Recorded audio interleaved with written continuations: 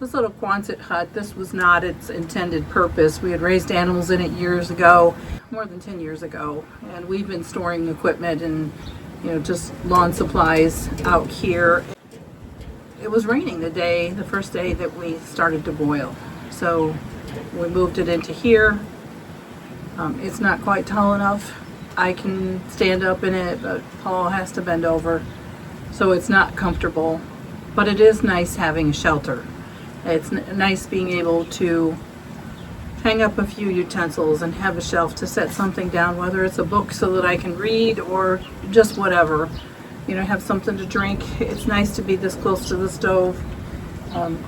We do have a small stack of firewood over here, which that first day when we were boiling, it was raining and everything was wet. Even in the light mist, everything was just saturated and soaked. And we had already gone through a lot of our firewood that was well seasoned. And so we ended up with a lot of wood that was, while it was considered dry, it just wasn't giving us the heat, the BTUs that we needed to get our sap really rolling, boiling. So he was able to call our firewood guy and get another load of dry wood.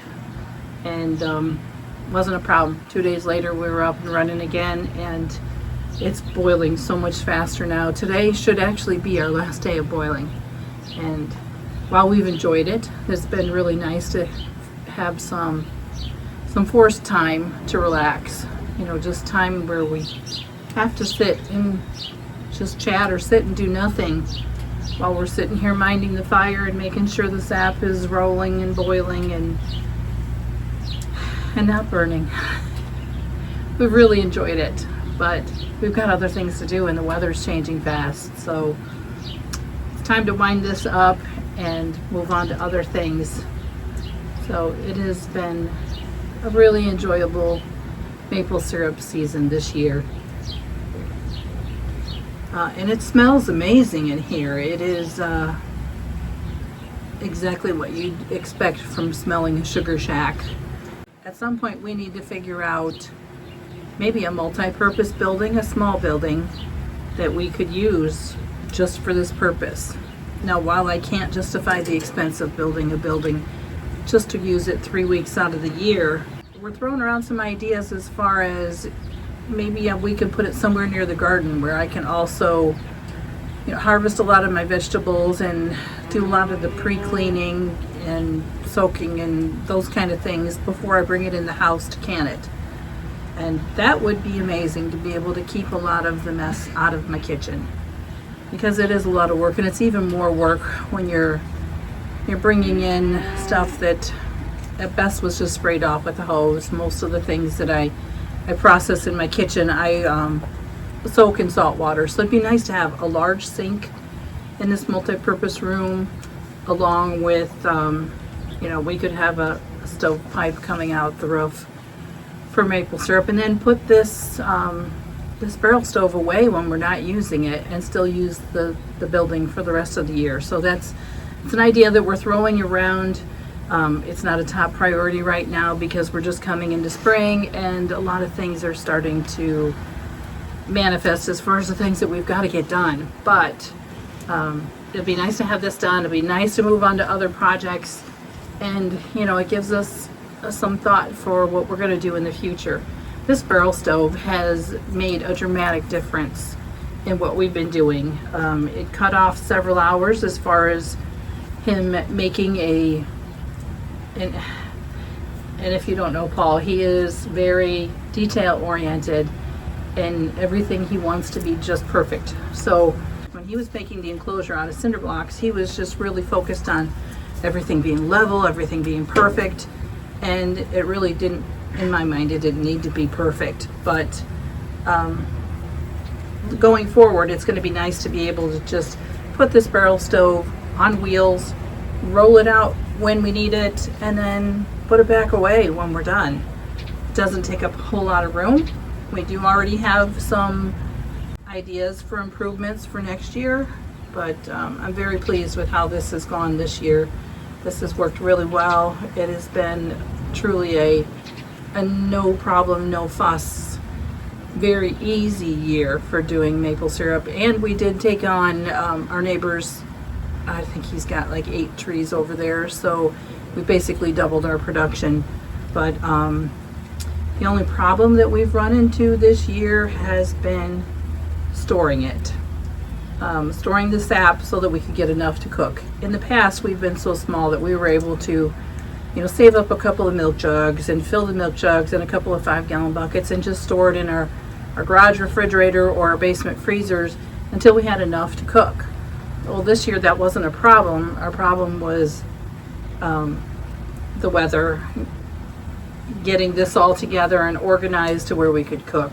So next year, we plan on processing and cooking the sap as we get it, as opposed to storing it. We shouldn't need to store it unless, there's some slow days. Sap doesn't always flow exactly evenly. It goes up and down as the weather changes, and so those are our thoughts. That's our ideas for next year as far as what we're going to change.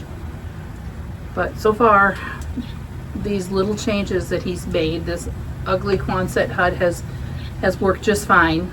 This barrel stove has been amazing as far as the no fuss. We fill it with sap, we put the wood in, we check on it every couple of hours, and other than that, it's a pretty much set it and forget it. It truly has been easy this year, so we want more of that, and we'll see. Maybe we'll pick up even more trees for next year, or figure out how to process this so that we can really get it going. But I'm excited for these changes. It has been a very pleasurable experience, and the syrup tastes amazing. I've already tasted it, and it is so sweet, so good. And I haven't even taken it in the house and finished it off on the stove, but I'm hopeful with just the thermometer and the tools that we have out here that I'm going to be able to get it pretty close so that I don't have to spend a lot of time in the kitchen. This is going to get us close enough to where we'll be able to filter it once as it comes out of the sap pan, filter it again in the house, boil it down a little bit more, and then put it into some clean jars.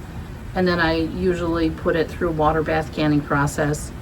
Not that it's necessary. Most people feel that you don't need to do that, because if you jar it up right off the stove, it's already hot enough. But I always do that just because it makes me feel better that it's going to be able to be kept for long storage.